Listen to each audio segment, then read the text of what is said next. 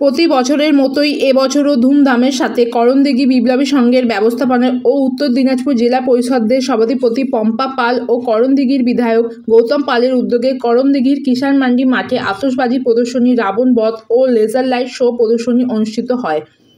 উপস্থিত ছিলেন দুই পৌরসভার চেয়ারম্যান কানাইলাল আগরওয়াল ও স্বদেশচন্দ্র সরকার, বিধায়ক গৌতম পাল ও মিনাজুল আরফিন আজাদ, জেলা পরিষদের সদস্য আব্দুল রহিম প্রমুখ। আজকে করণদিঘি বিধায়ক তথা ওনার অর্ধাঙ্গিনী আমাদের জেলা পরিষদের সভাধিপতি ম্যাডাম এবং ওনার যে টিম যেভাবে একটা কর্মকাণ্ড এখানে আমি আজকে এসে দেখতে পাচ্ছি, রাবণ বধ থেকে শুরু করে লেজার থেকে শুরু করে আর কি যে করেছে, আরো একটু থাকলে হয়তো আমি দেখতে পারতাম। আমি বন্ধুবর্গকে আমি ধন্যবাদ জানাবো এবং আগামী দিনে শুভ কামনা আমার যে বন্ধু তুমি করণদিঘি মাটিতে এইভাবে লেগে থাকো আর এরকম একটা জিনিস আমাদের করণদিঘিবাসীকে দেখার সুযোগ করে দিতে থাকবা, এইটুকু আমি তোমার কাছে অনুরোধ করবো। মঞ্চে আমাদের উপবিষ্ট সবাই যারা রয়েছেন, সত্যি আজকে আমরা অনেক ব্যস্ততার মধ্যে বলুন যেভাবে আমরা পুজো থেকে দুর্গা পুজো থেকে শুরু করে কালী পুজো আজকে হচ্ছে, এর আগে আমরা আসছিলাম অনুষ্ঠান করেছিলেন আর উন্নয়নমূলক কাজ আমি এর আগেও সবাই বলেছি, আজকেও বলছি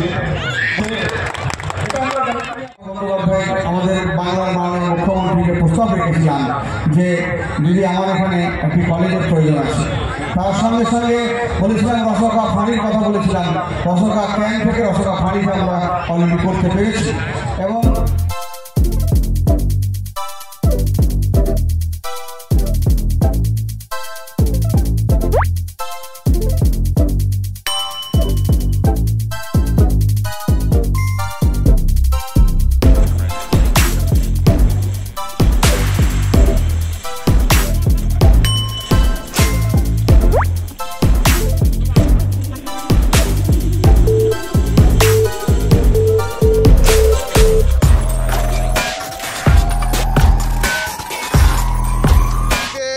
যেমন ধুমধাম করে দুর্গাপুজো হয়েছে,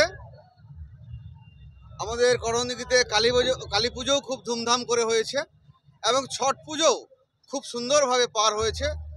প্রচুর পুণ্যার্থী ছটঘাটে এবার পুজো করেছেন। সব পুজো প্রায় শেষ। এই শেষে আমরা বিপ্লবী ক্লাবের পক্ষ থেকে একটা অনুষ্ঠান করে থাকি। প্রত্যেকবার মতো এবারও আতশবাজি প্রদর্শনী একটা অনুষ্ঠান হয়। এবারও আতশবাজি প্রদর্শনী হলো। তার সঙ্গে সঙ্গে আমরা রাবণ দহন করি, রাবণ বধ যেটা হয় দশেরা হয় সেটা আমরা করি। আর তার সঙ্গে সঙ্গে লেজার শো হয়।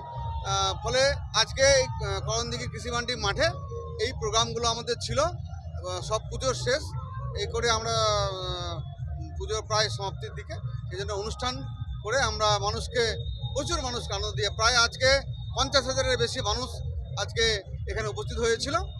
আমি করণদিঘি সাধারণ জনসাধারণকে কাছে আবেদন যে আপনারা